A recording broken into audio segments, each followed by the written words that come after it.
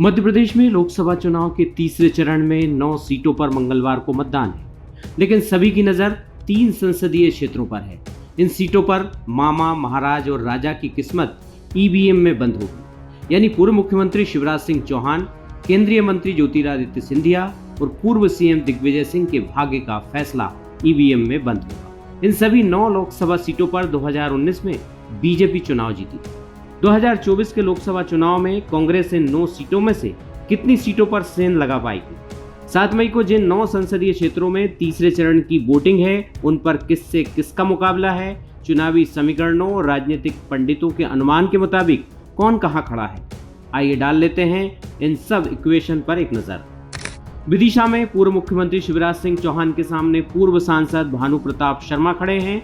BJP यहां मजबूत दिख रही है, क्योंकि यहां शिवराज सिंह जैसा भारी भरकम उम्मीदवार है। कांग्रेस प्रत्याशी लंबे समय से विदिशा में सक्रिय नहीं रहे। शिवराज यहां अब तक की सबसे बड़ी जीत का मार्जिन बनाने की कोशिश में है। बात करें गुना की, तो गुना में बीजेपी के ज्योतिरादित्य सिंधिया मैदान में है, जबकि कांग्रेस ने यादवेंद्र राव यादव को मैदान में उतारकर जातीय फैक्टर पर फोकस किया है। पिछली बार केपी यादव को टिकट देकर बीजेपी ऐसा कर चुकी है। यहां बीजेपी मजबूत दिखाई देती है। उधर राजगढ़ सीट पर कांग्रेस से राजा दिग्विजय सिंह आखिरी लड़ाई लड़ रहे हैं। दूसरी तरफ बीजेपी ने फिर से रोडमल नागर को मौका दिया। खबर है कि नागर के खिलाफ यहां एंटी इनकम्बेंसी है। मुरैना में बीजेपी ने शिवमंगल सिंह तोमर, तो कांग्रेस ने सत्यपाल सिकरवार को टिकट देकर चुनाव को दिलचस्प बना दिया है। इस सीट पर जातीय फैक्टर काम करता है, इस लिहाज से बीजेपी के लिए यह सीट टफ दिखाई देती है। उधर भिंड सीट पर बीजेपी ने संध्या राय को टिकट दिया है, जबकि कांग्रेस ने फूल सिंह बरैया को मैदान में उतारा है। लेकिन इस सीट पर बीएसपी के देवाशीष जरारिया दोनों के समीकरण बिगाड़ रहे हैं। संध्या राय के खिलाफ यहां एंटी इनकम्बेंसी बताई जाती है।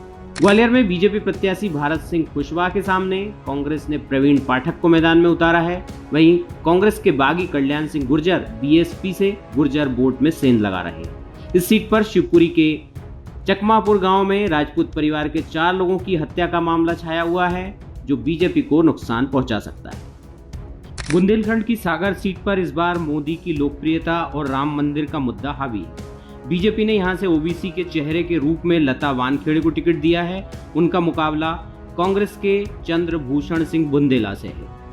भोपाल लोकसभा सीट पर बीजेपी की तरफ से आलोक शर्मा मैदान में है। वो 2 विधानसभा चुनाव हार चुके थे, लेकिन लोकसभा में एक तरफा ध्रुवीकरण के कारण उनका जीतना तय है। कांग्रेस ने इस सीट पर अरुण श्रीवास्तव पर दांव खेला है। बैतूल में बीजेपी के दुर्गादास उइके और कांग्रेस के रामू टेकाम के बीच दूसरी बार मुकाबला हो रहा है।